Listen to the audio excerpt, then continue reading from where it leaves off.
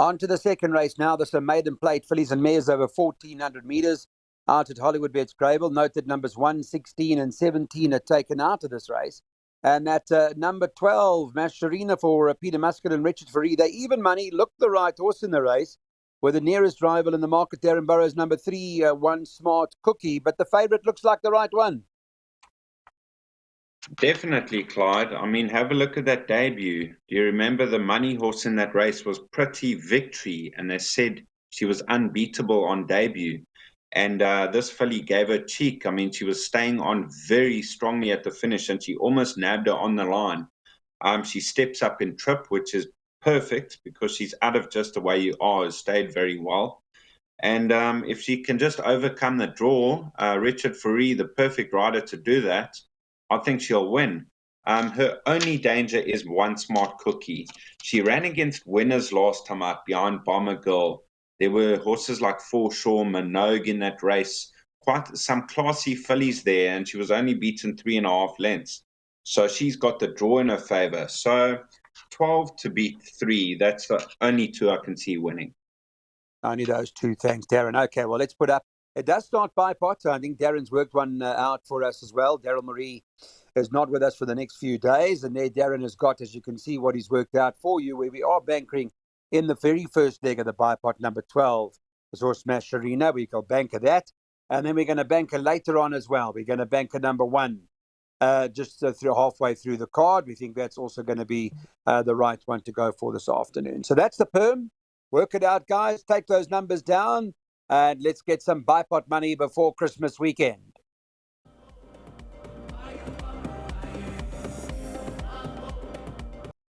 On to the third race now. You guys are reminded about riders that are not there in KwaZulu-Natal today that are not going to be participating. And just an update on that information that if you don't know about it, I'm sure you do by now.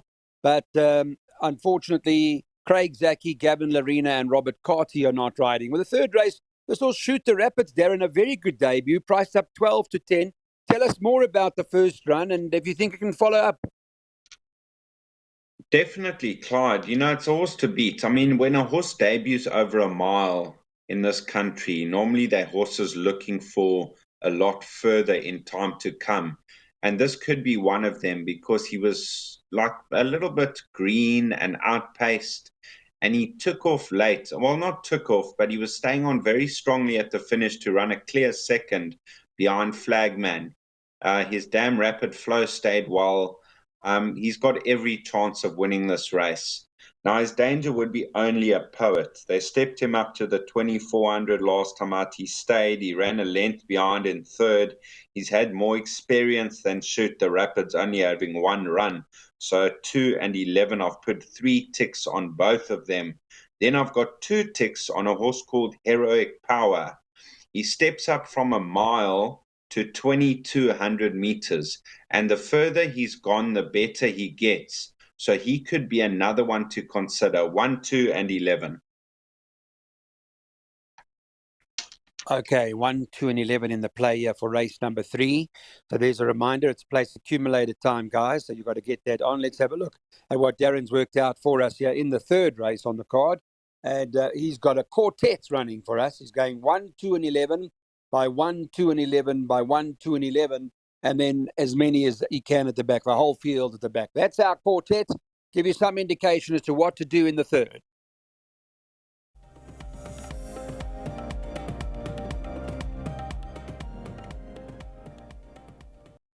Welcome back. Race number 4, pick 6 time. There are quite a few scratchings here. 6, 8, 10, and 12. All not running. 6, 8, 10, and 12. Updated market when we did the show this morning at around 10 o'clock. Number 5, Kanyisi Ndlela is a 33 to 10 favourite. Richard Faree riding that for Alison Wright. 1 Billy of Tea is 9 to 2, and the 11 Famous and Rich is trading at 5 to 1. You can get 6 to 1 and better about the others. Open race for you, Darren, or you got something in here? Well, Clyde, it is open. You know, I did circle this horse Kanyise Ndlela because he's in form. He handles both surfaces well. Richard Faree in the saddle. The blinkers stay on. He's improved in the blinkers. I think he will be in the top 4. The dark horse in the race has to be Etiquette. Now, I've had a look through his earlier form, and he was running in a higher grade company, and he was only finishing a length or two off. Then he sort of went off the boil, and his last two runs have been closer, 5 lengths, 5 lengths. And he's got 4 kilos off his back. He's got a good draw at 2, and he's suited by the 2,000 meters.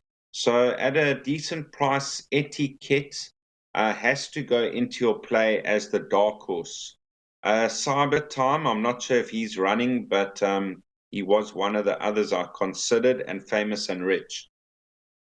Yeah, no, unfortunately, Cyber Time is out. Famous and Rich is running. And Etiquette, your horse that you like, number 3, is 14-1. All right, so there we go. We've got it summarized for you. There's maybe a bit of each way value in Etiquette, number 2 on the card. There, Darren has put it up on screen for us now as to what he likes. 14-1 or thereabouts. Anyway, about this horse, number 2, Etiquette, could well be worth an each way bet.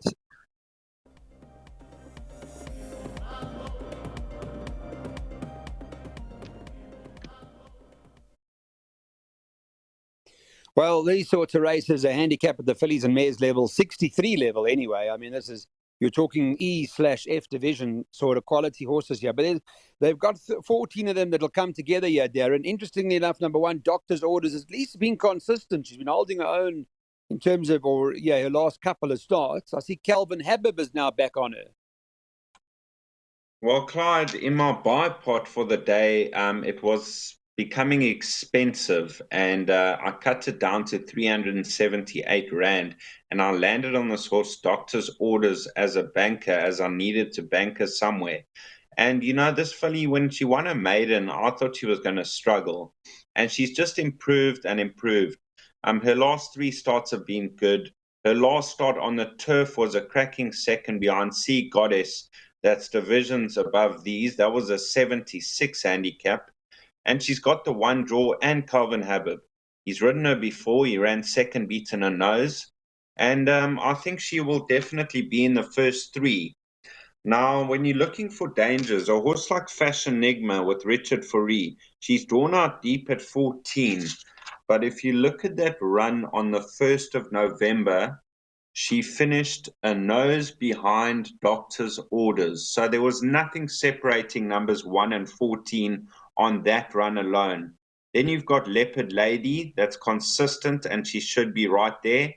And Drive By is interesting because they've stepped her right up to 1,900 meters, and the furthest she's gone is a mile where she won. Yeah, it's interesting the Doctor's Orders and Fashion Enigma, because when the run you're referring to, Fashion Enigma was better drawn then versus with Doctor's Orders not that well drawn. And now Doctor's Orders has got the draw. So it's going to be an interesting turnout. Okay, thanks, Darren. Let's take a look then as to how we're going to summarize race number 5. And Darren has worked out the next jackpot for us. As you can see, those numbers are on the screen for you. Don't forget that there are 9 races on this card. So here's a jackpot opportunity for you, races 5, 6, 7, and 8. Get them down and let's get it on.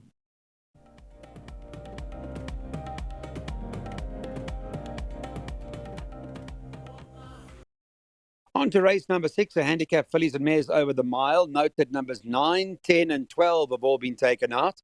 9, 10, and 12 are not running. Darren, just an update on the betting for you. 5-1 the field. I'm not sure if too much has changed. 1 Status Quo, 5-1. Joint with number 2, La Premiere at 5-1. And then you've got Lafsource who's in there. I think he gives it a bit of a chance. Number 3, Sleeker Silk with Muzieni on, who's priced up 11-2. Well, Clyde, have a look at this run behind Dance My Lord, Sign of Fate, and Imperious Destiny. There was 3 parts of a length separating them. There's nothing in the weights. So 6 and 8, there's not going to be much between them. I thought Sign of Fate, being a 3-year-old, she's got a bit more to come. Now, then you got a form line of numbers 3 and 7, Faiza and Sleeker Silk. They ran under a length apart behind Lucky Miss, and there's also nothing in the weights. So Sleeker Silk and Faiza, it all depends which form line you want to follow, number 3 and 7 or number 6 and 8. So those have to go in, and then La Premiere. She's stepping up in trip and she's lightly raced, but she's out of Captivating Party.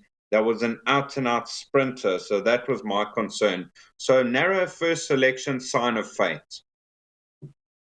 Yeah, it looks like the Sign of Fate might well be, because that form line, that the Dance Milord, as you make reference to, that also behind them, Lucky Miss was behind both Sign of Fate and Imperious, and Lucky Miss came out and won, and Sea Goddess came out and won as well. So I wonder if that's not perhaps the form line to focus on. But we'll have a look and see how it all plays out. Let's get Darren's selections up now for race number 6, where he is recommending Sign of Fate perhaps as some of the play, or perhaps worth considering, because it's priced up at 7-1, and Robbie Hill's been having winners.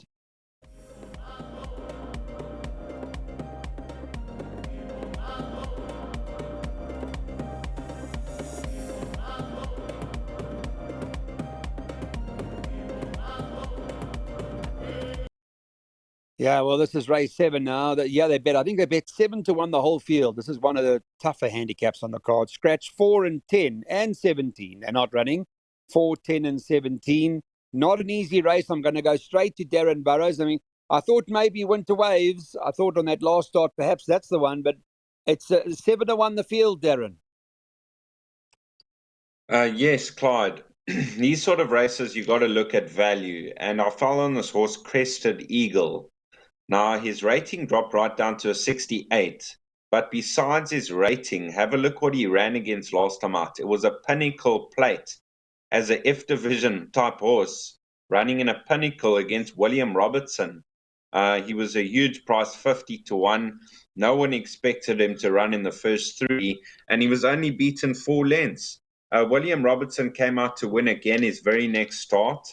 And surely off that same rating in this type of handicap, Crested Eagle must be an each-way play at 16-1. Now, there are dangers all the time. He's a 1,400-meter specialist at Greyville. His last win was good. He'll be right there. Another course and distance specialist is Brass Bell. They put him back on the turf over the 14 last time out. He beat Global Secret. He's only got 52 to shoulder. Of the rest, Winter Waves could be competitive. So I thought Crested Eagle at a big price, he could be a nice 50 Rand each way bet. Well, then maybe you got a bit of a shrewdie for us. Yeah, that's a good price. And that, as you say, the merit ratings come down as well. And that last start, well, yes, he ran to William Robertson, and we know William Robertson won again. So there's a bit of a shrewdie there from Darren Burrows. Let's have a look at it. Number 8, Crested Eagle, perhaps as the each-way selection in race number 7. Darren, in this particular race, is also recommending some exactas, and he's boxing those horses on the screen. You're reminded that the 4 is not running, so make a note of that. So you can just make use of the 3 runners that will be on the screen for your exacta. But each way value, number 8, Crested Eagle.